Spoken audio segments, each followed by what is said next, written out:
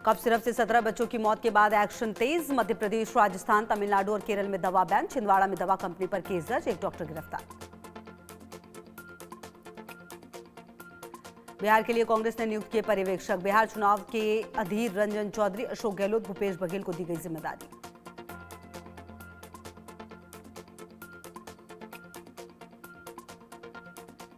Election commission की team के बिहार दौरे का आखिरी दिन। सीसी ज्ञानेश कुमार करेंगे अहम बैठक। बैठक में बिहार के चुनाव अधिकारी, मुख्य सचिव और डीजीपी होंगे शामिल।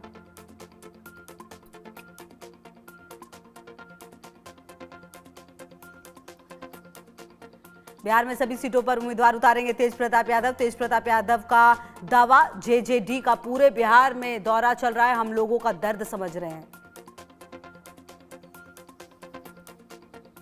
बरेली इंसाफ के बाद बुलडोजर एक्शन तेज। बरेली में आज भी चल सकता है बुलडोजर।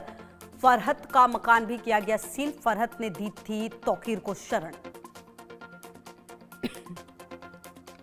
एशियन क्रिकेट काउंसिल से हटाए जा सकते हैं मोहसिन नकवी। आईसीसी सदस्य देशों के बीच बातचीत जारी। 2 हफ्ते के अंदर हो सकता है अंतिम फैसला।